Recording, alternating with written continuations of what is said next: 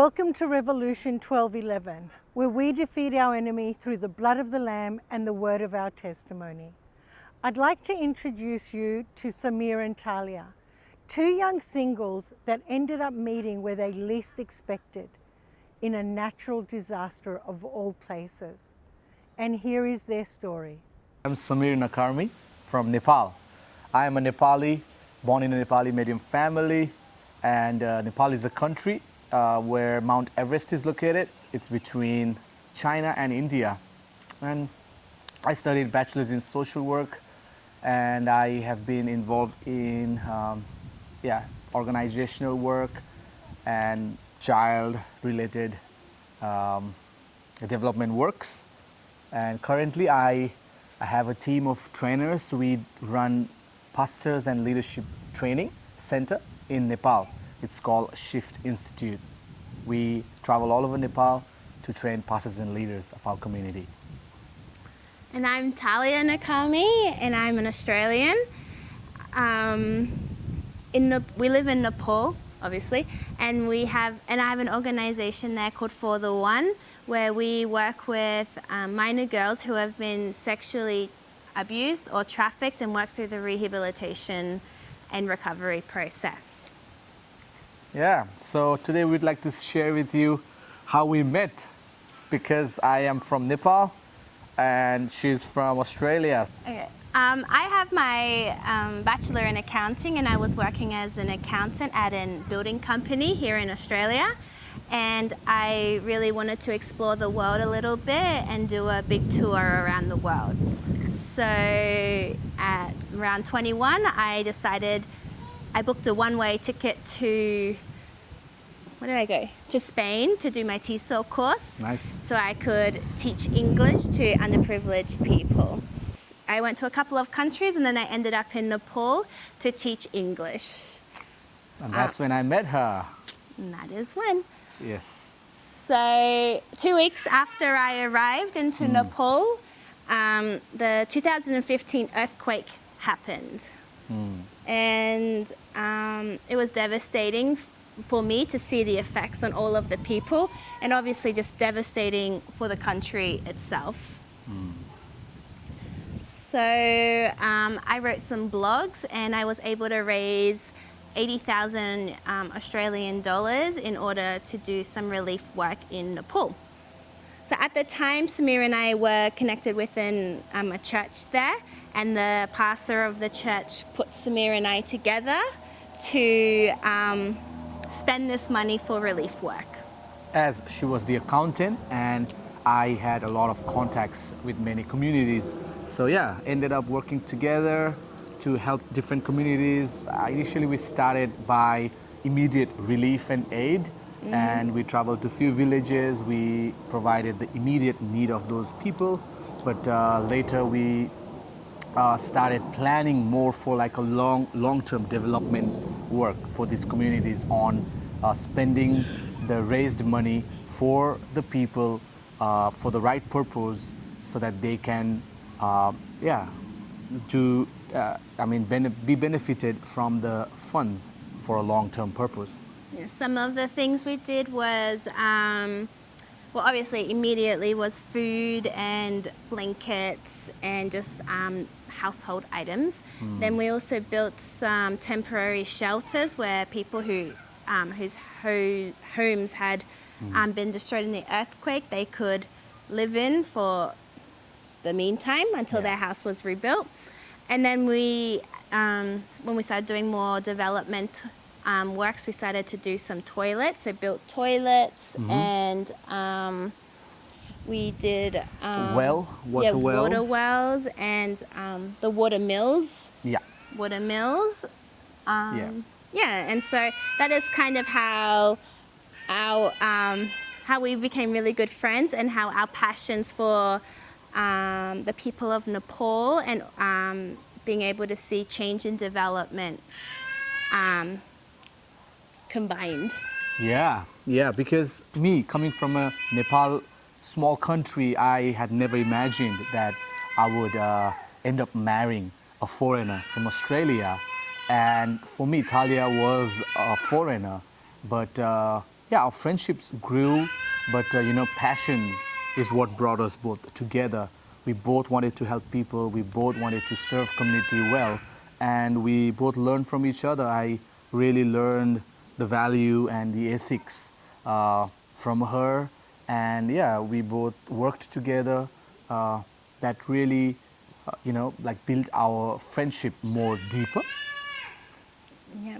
So in the period I was there, before we officially started dating, I went to and from some different countries with friends and back to Australia for a visit, and then I wasn't planning on going back to Nepal. However, I had a feeling and I really wanted to see if it was something more. And so me and my friend, we booked a ticket to Nepal to do some hiking and see some different areas of Nepal, with like of the Pokhara and the Langtang range. And then that was in January 2016.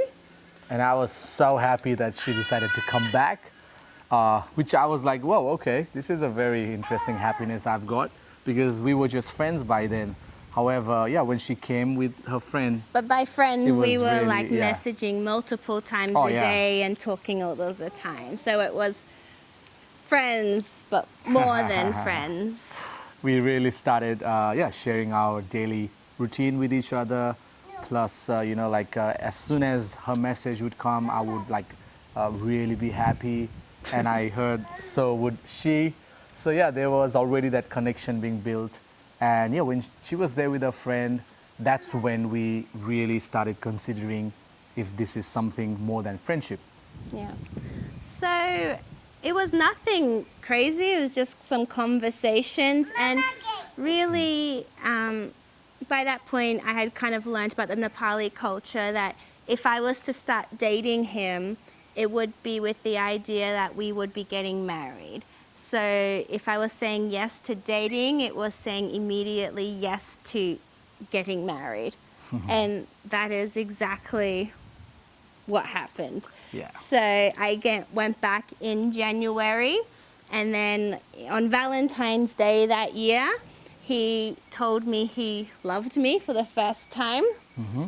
And then so I thought we were officially dating. But I found out a couple of days later that by him saying he loved me, we were actually engaged. Because we don't kind of go to our knees and propose, right? It's only like a Western culture. And in our culture, when I share my heart to her saying, I love you, that's my proposal. But yeah, we started talking more.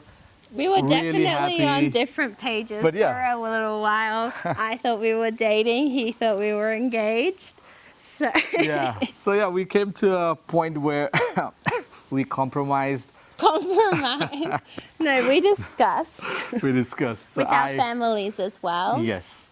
And I made some plans, did some research on how to propose her. No, you're going too far.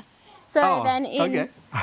So in May that year, my parents came over to officially meet Samir and his family and to discuss wedding plans and to have an engagement party.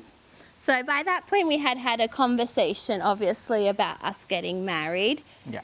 And yes, so by that point, we were officially engaged, and then we had our engagement party, which again is not a traditional Australian engagement party. It was like a full-on ceremony where Samir was waiting at the end of the aisle, and my dad and my mum walked me down the aisle, and we weren't married, but not officially married, but married. It was a mini marriage. Yeah. It was definitely a marriage, yeah.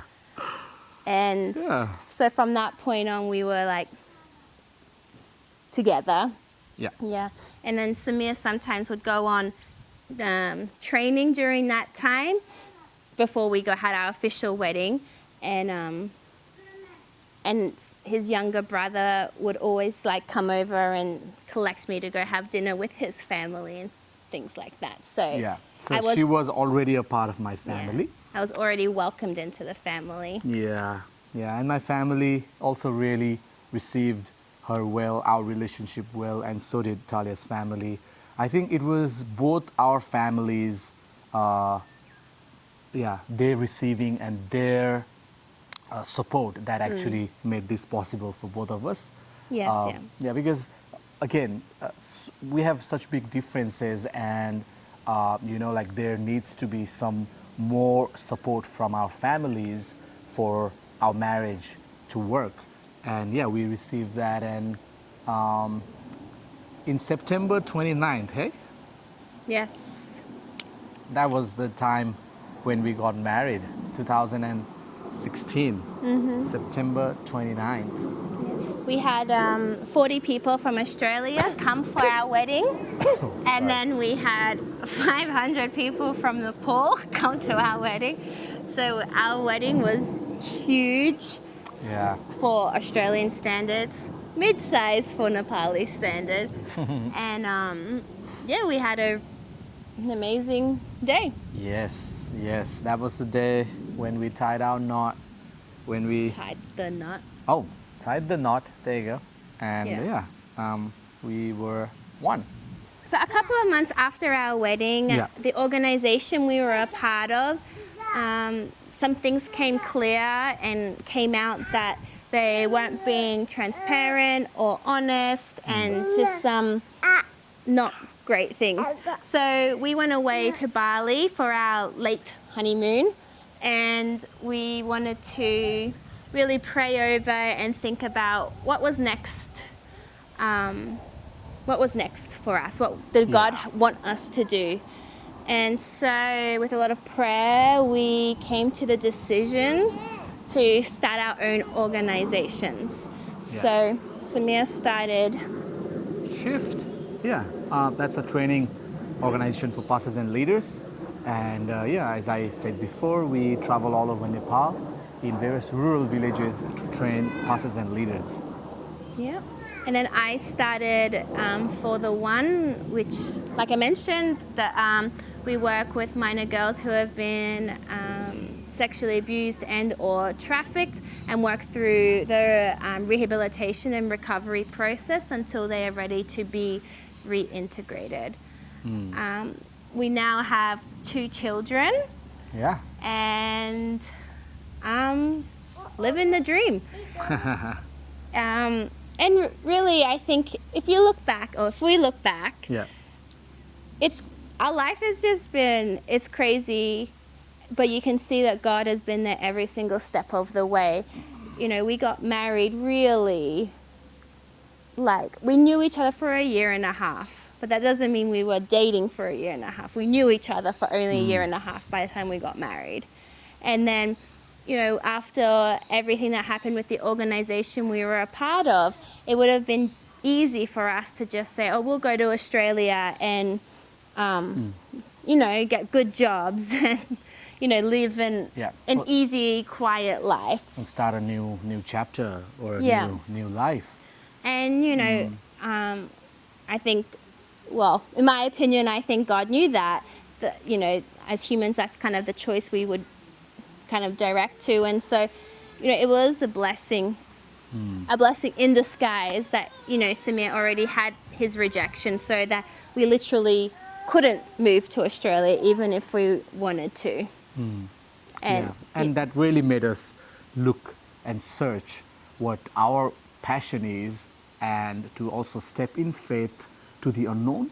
We are really thankful to the people that we have in our lives, our parents, parents-in-law, our friends who have really prayed for us, and they guided us to search our hearts and also clarify our goals in life.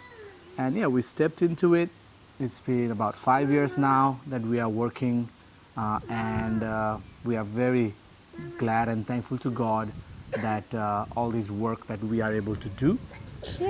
And we are just about to, we've just celebrated our 6th. Our 6 years anniversary. Yes, our 6th anniversary. So, you know, God is here, he's working, and it's an exciting time.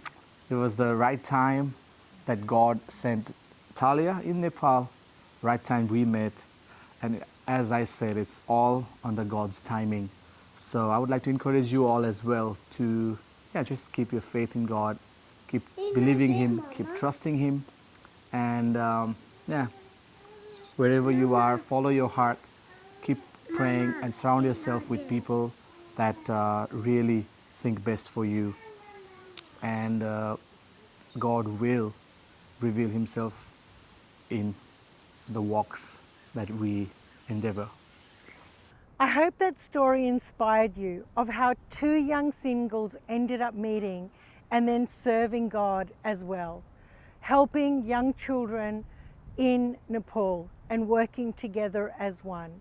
So hashtag Revolution1211 till next time. And don't forget to like and subscribe. Thank you.